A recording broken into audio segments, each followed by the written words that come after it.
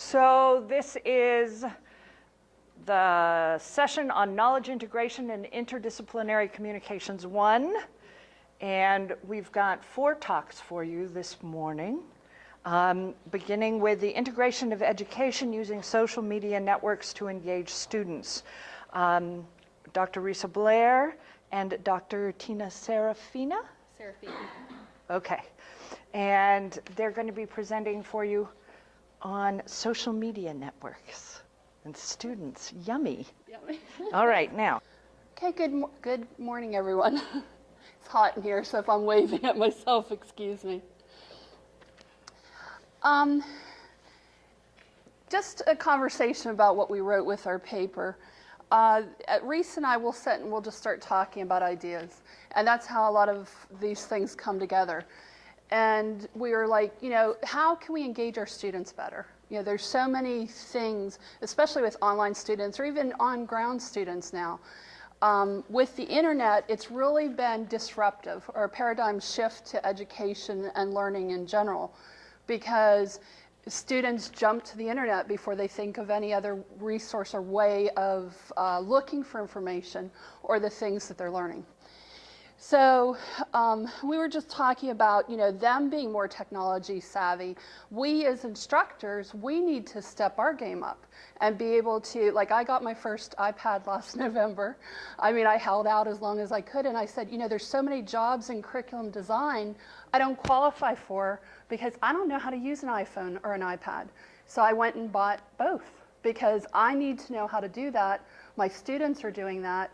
And they're building the platforms for the students to do that. So I was being archaic by not doing it myself. So, really you've got the students, you've got this technology emerging, and we've got to figure out how to focus them to do the things they need to do in the classroom. And that's where social media comes in. The tools we focused on in this paper were Facebook, Pinterest, Instagram, Blogger, Twitter, and Evernote. When we were doing our research, I found this framework on social. It's a social learning model by Leach. And what she has laid out here is how the quality of learning depends on the usability of devices, the social technology, the interaction to allow students to absorb information. So I liked it, and I felt it fit with our idea of how to take these technologies, these applications, and merge that with engaging our students. Facebook. All of us are familiar with it. All of us have probably used it at one point or another, maybe not all of us, depending on how tech trend you are. But it's something that our students use, businesses use to promote themselves. So it's being used globally by everyone. And it's a good application because people go to it naturally. You don't have to say, well, log into your Facebook. By a show of hands, who logs into Facebook daily? Just curious. Got in the back. I do sometimes, but I'm not always eager to. But our students are doing it, more importantly. So we may not be doing it, but they're doing it naturally. And if you can take that energy that they're putting into these applications naturally and channel it to learning, then you've captured them in a different aspect. You're engaging them further in what they need to do.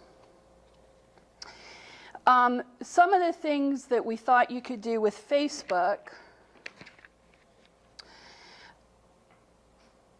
is, for one thing, with books, we normally had printed books. Everybody was using books, and that was the traditional model for education.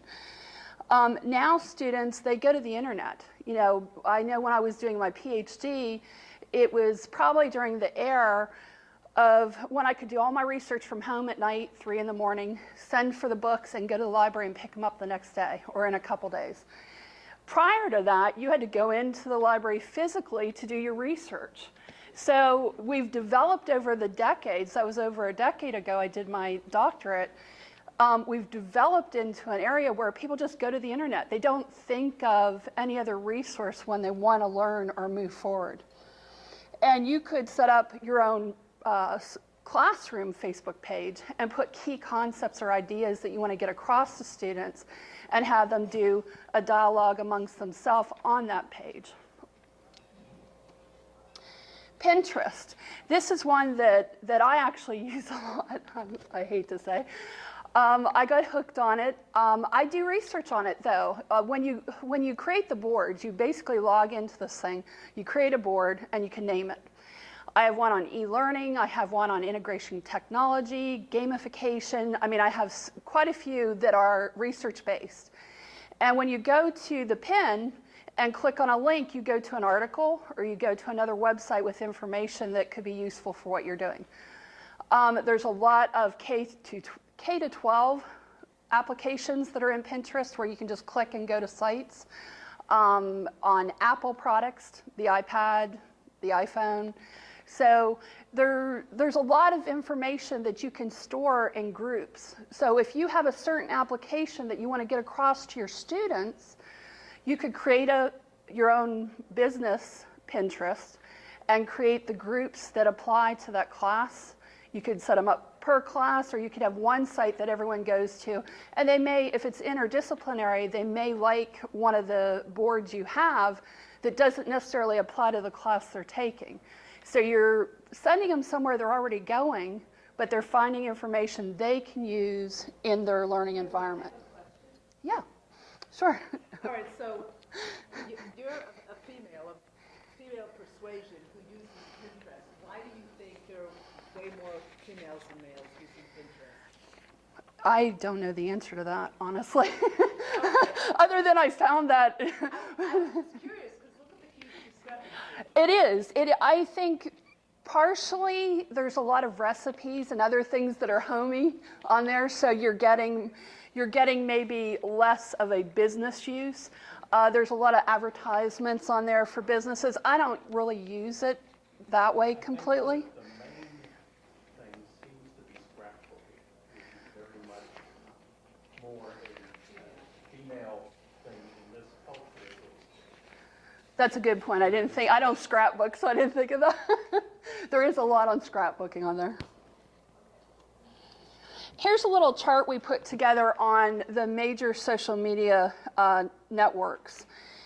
If you look at Pinterest right now, and I checked the current stats on this after we created this presentation, they have 40 million active users and 70 million plus users total signed up. And then 80% of those are female. When we look at Twitter, there's 255 million active users and over 1 billion signed up users of Twitter. And Facebook, they have over, they have 1.28 billion active users, and they're still counting the number of actually signed up users. There's more than 50 million Facebook pages out there today. Instagram, there's 200 million active users, and they're still counting their total subscribers. There's 50 million users signed up for Instagram in the last 6 months.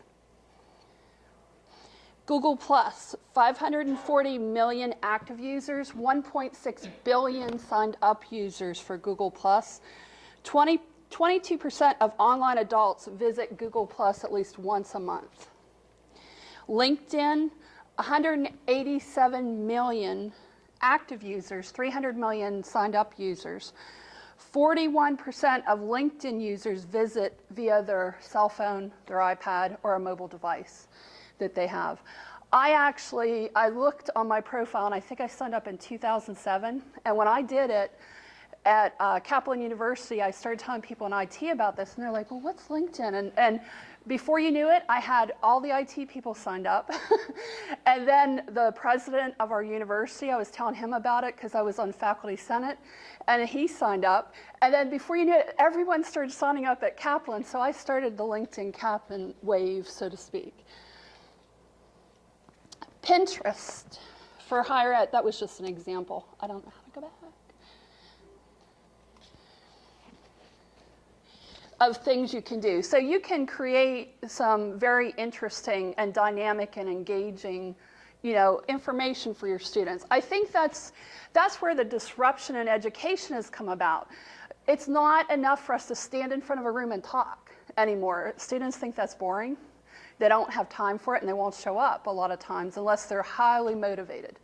I find the age group, especially my daughter's 22, they're not as highly motivated as you and I were at 22 years old. So that's the difficulty. You look like you have something to say. I disagree. You don't think? I disagree. You disagree? I think they are just as highly motivated, but I think they understand the work-life balance so much better than we do, that we're just a bunch of workaholics, and these kids today really understand there's work and there's play, and sometimes work is play, and they are as highly motivated, but they may be motivated to do different things in different ways. Yeah, you'll also find that if you're teaching a math course, they all show up and Are you saying if they're the math geek, then they show up? No, no. I'm kidding. I was a math geek. They're afraid of you. People are afraid of not learning. They're afraid of missing something. Right, exactly. Well, but you can provide, you could set up examples. You could set up examples and have them discuss those examples to get to a certain point.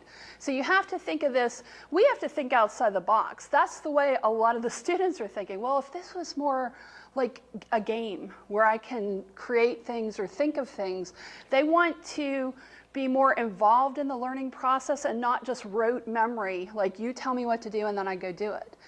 And it stretches you and me because we've been doing it longer and it's not natural to us. But they've grown up with technology, and therefore the younger users, not the ones like us, she's always debating with me,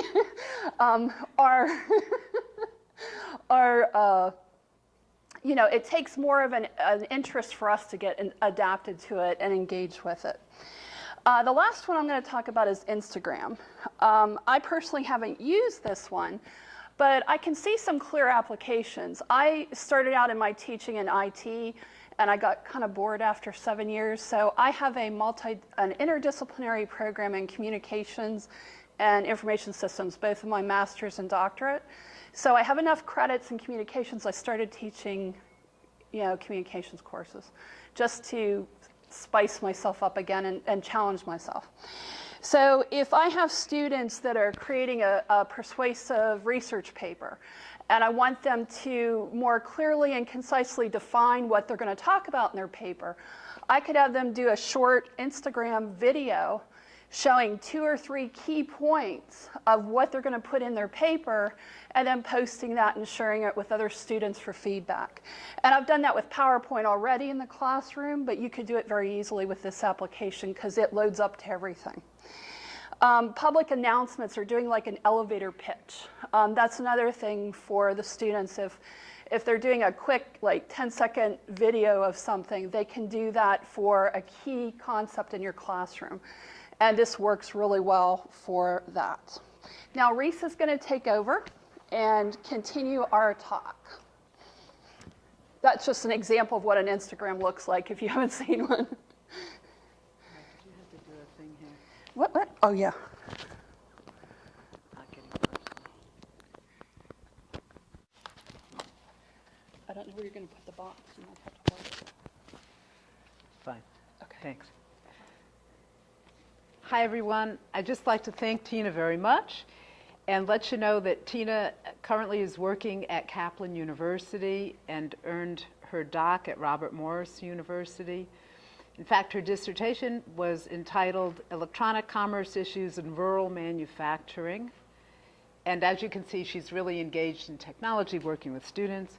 I'm Dr. Risa Blair. I work with a few different universities. I'm as interested in curriculum development, the millennials, Gen Z, teaching them and creating the curriculum that's going to help them move forward as I am anything else. So, plus I do global, virtual, remote sales training just for fun, and it pays the bills.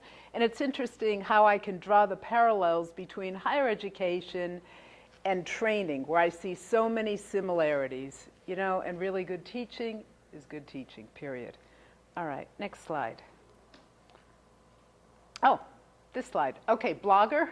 In terms of using a program such as Blogger, what the research says is that students do a really good job in their online sessions, online courses, working in discussions, but discussions are very characterized and very directed by faculty, whereas if you create something like a blog for a group of students to use or teams to use, there's a lot more freer exchange of communication of ideas. My goal, no matter what I teach, is to take what I'm given and go beyond. So it's always a challenge for my students. They're never going to get the same class twice. I could teach the course 10 years, it doesn't matter. There's always going to be some seed there that you can take it and you can push it to the next level. There's real benefit to pushing the students to think a little bit more deeply. And whatever the content item is, something like Blogger is going to allow the flexibility to push the envelope a little bit. Plus the writing is more easy, it's a little bit more relaxed, it's not so formal as discussion. And the whole idea is getting students, just like we're doing here today, and I'm already thinking about how can we make this more exciting, this conference? How can we engage more folks? How can we engage more millennials and Gen Zers to come? Well, guess what? We need to step outside the box and think about strategies, what's going to appeal to those folks, and having these kinds of conversations among ourselves, we'll come up with a way to do that. Beyond that, in the classes I teach, I push the students to have those discussions. And a long time ago, as an online student in some courses myself, I realized there's far more conversation, meta-communication about the courses and the instructors and the expectations and the professors and the project. Much more discussion going on about that behind the scenes than what's actually going on in the class. But as the professor, you're not privy. So all you can do is work to drive that and keep the students engaged and interested. So Blogger is a tool that you have to make that happen. It's a tool, it's a means to an end. All right, so writing your own happy ending. You could put together a little writing assignments for students and have students go in and author some different endings to whatever the situation is. I see this as really useful in terms of case studies. Very interesting in terms of case studies. I've been teaching a class for a while, psychology and the law. I've been teaching critical thinking classes to take a case study and put it out there and explain the bare bones and then ask, okay, based on your knowledge, what you've learned about the class, you fill in the blanks in terms of the theory and what is the ending. So useful tool. Blog versus discussion, again, I already mentioned the flexibility aspect. With a blog, you've got a lot more flexibility, and you may even develop a different type of grading rubric, what you're looking for, where you're actually in the rubric using creativity as the big carrot for people to come to that blog with new ideas, where you wouldn't so much necessarily do that in a discussion. One thing too, you have to keep in mind a lot of the LMS systems, the platforms that universities use, are not as friendly on iPads or iPhones, where these applications work just the same as they do on your computer. Ubiquitous, and that's yeah. where the difference is there. I know some of the LMS systems are improving, but I mean, like ours doesn't work as well as it does on a computer. So, and I know they put a lot of money into that. So that's one thing to keep in mind. These are seamless. These work just like any, just like. And you're right. And students don't get that. Oh, my internet is down. Well, can you get on your phone? Oh, yeah, sure, I can get on the phone. Well, hello, go to class, get the discussion posted, get moving. But big challenge. Right. And then when Sandy happens, everything goes to hell anyway. Well, when that point happens, we go back to old school. That's absolutely true, absolutely. Something like Twitter, being able to find some research in the moment, something we talked about, to be able to tweet it out to the class. The students like this. I think they probably, for me, they like it more than I do. But I recognize that I need to do this for them, that they enjoy it, so it's a useful tool. This was really interesting, ways that you can use Twitter to kick up the bloom in the class. So for instance, and this had really good specifics I want to address. It would help if I had the right copy. Ooh, sorry, the right copy here. So sorry. I thought I did, I didn't. While she's looking, I'll tell you, after I was thinking about this paper and the presentation, what we'd like to do is take one or two of these applications, sit down and set up a framework to do research with our classes and set up specific ways we're going to apply them in the classroom, and then do surveys and track data and see, is it effective? Because the extra effort's worth it if it gets the end result we want, the higher engagement and the keeping students there and not losing interest. All right, some really fascinating ways, and I did put this all together, just I didn't have my notes in front of me, was I always like students to bring work to the table, so let the students go out and do a little research and bring the articles that they think are useful to the table. So there's value in having students learn how to do research. Not all of our students do it. It's so funny, I always give this example. If I asked any one of my females in the class, for Friday night I need dark green suede shoes, 5-inch platforms, under $50, can you help me out here? Honest to God, 10 minutes, I would have all these responses, links to all these different shoe stores, Shopzilla or wherever. But if I said, listen, you need to create a pivot table for this final project. Oh, I don't get Excel. Oh, I don't understand Excel. Oh, I don't know where to look for that. It's like, hello, it's the same means to an end. You punch in how to create a pivot table. Really? It's like, yeah. So they're not understanding that it's like I'm going to do the shoes again. It's like the red shoes. Dorothy's wearing the red shoes. She already knows how to get home, but she doesn't know she knows. So the students already know, but it's just a matter of getting them to open their minds about that and pushing them. And they're being taught by too many people that don't use the internet resources in class. It doesn't fit with education.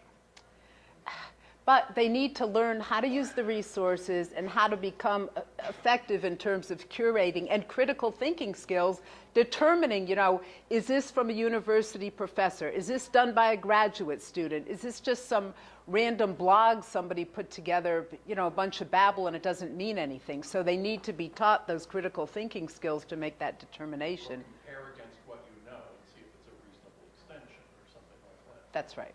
That's right. I usually tell my students, look at the article's references. If it doesn't have a list of references, question it.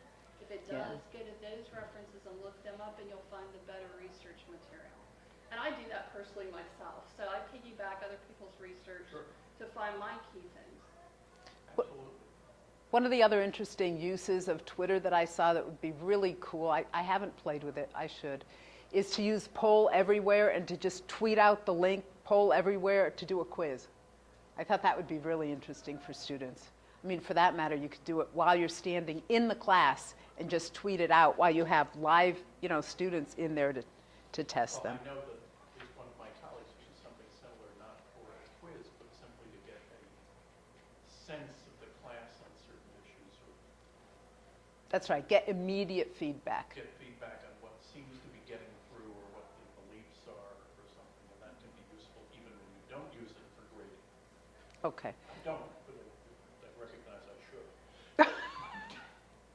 This was another really good use here. I love that back channel, and even for my class, my announcements. All these online classes, you have to do announcements. My announcements are all back channel.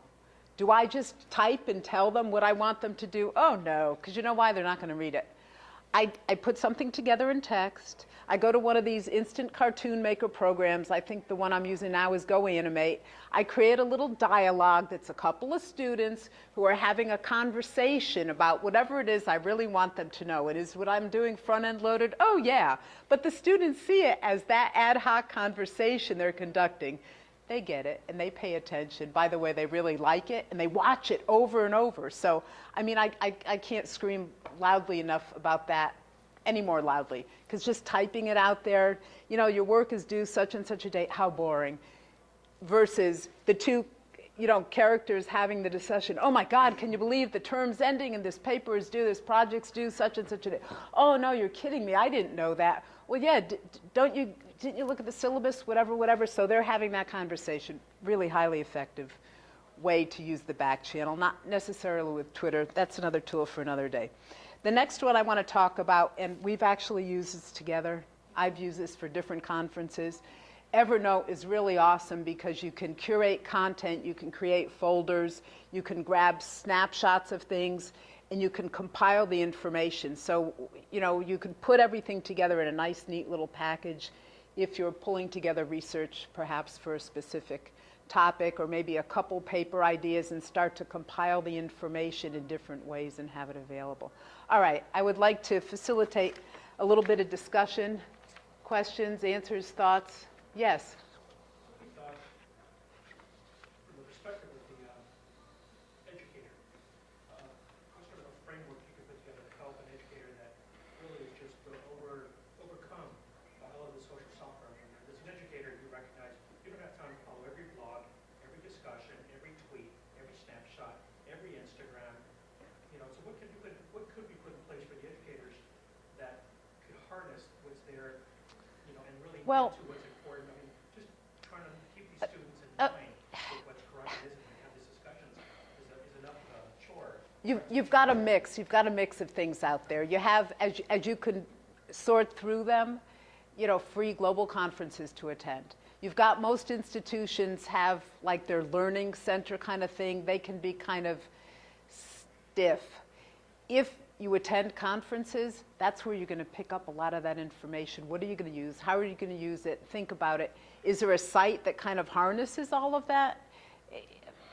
There may be like, what's the title that I used to use that I loved, and one of my chairs said, can't use that. The Dummies. The Dummies series of books, I bet there's probably one out there. Dummies series, or we should write it, right? Social media for online learning, how to harness. That's the title, how to harness. Social media is for dummy teachers. No, Yeah. One of the things that I use that people would be familiar with and could use easily is PowerPoint. If you take and put Jing voice to, use Jing and put voice to it, students love that, where they hear you write your PowerPoint. No. But he's asking a different question. He's asking, with everything out there under the sun, how do you, you pick one or two, and you see what's interesting, and you got to try it. You got to experiment with it. You have conversations with other folks to see what they're using. Like I'm telling you, Go Animate. There's a free version, but there are paid versions. My students love that, and it's like, oh, it's kind of dumb. But you know what? Even older students, younger students, it doesn't matter. All the age groups really enjoyed it and responded, so I'll continue to use it. But I think experimentation, it should not be afraid. Did you have a question? Yeah, so it seems like you're focused a lot on the post-secondary level of education. Yeah. How would you apply these techniques to the secondary level, where oftentimes schools are either in lockdown because of security, they have no or limited access to this information. They care about the branding of their school or the students in terms of, what's said they can't control. Well, something like Florida Virtual School, if you're looking at middle school or high school to use something like this, you would want to buy whatever it is, the software, the site license of whatever it is for the school, and brand it, and identify what's going to be appropriate, and whatever it is, you'd have to download it and use it that way. Don't use it straight off the internet. Right, so I guess my question really is, and the parents obviously are more concerned at the secondary level of education. So how Well, would you see then if these the parents are concerned, then it becomes. Would these be as useful, do you think? I'm not basically interested in your opinion. Yes and no. Because like when YouTube first started, when I first started looking at YouTube, I thought, oh, what a bunch of dumb crap this is. I mean, really, bunch of dumb crap. But after a while, after having to reinvent the wheel and show students how to do a pivot table in Excel, or how to, whatever it is, I wanted to show a demonstration kind of a thing, a how to teach a skill. After a while, everybody started to catch on and wanted to put their imprint. And now, my gosh, we want to know how to do anything. How do you do a conversion of this to that to the other? What's the best tool for this or that? You can go search it in YouTube, and you can find really good videos out there by folks who've spent far more time than I would be willing to spend. So I'm not afraid to use others' content. But I guess a couple things. One is kids on the internet, parent involvement, supervision. Even, in the back of the classroom, teacher involvement, supervision. But the other thing, with the licensing, have it set up so that they would have to log in, that they would have a controlled room, like even YouTube, you could set up a room for a 6th grade class where the students would have to log in, and that would be really controlled. They would see the content that the teachers curated for them. Time? 1 minute, time. You can actually, I mean, our school district has the parental guards on the internet there. So if they're in the classroom doing this stuff, they're not going to be doing inappropriate things. Depending on how technology is, available at that level, some school districts have a laptop for every kid. If you don't have as much laptop, in the labs, it's all shut down that way, where the district would just make up their own platform for technology, so to speak, and say, we could use this in the math course, or we could use this in science, or we could, and they do some of that. They go on TV and they talk to people in China about, whatever.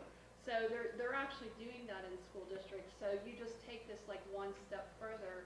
And actually, if you go on Pinterest, there's about 1 million ideas on how to do that. But the control and the involvement and the supervision for the middle school, the high school kids. So as an educator, do you prefer a hard book in your classroom or to be given to your students, or going completely online?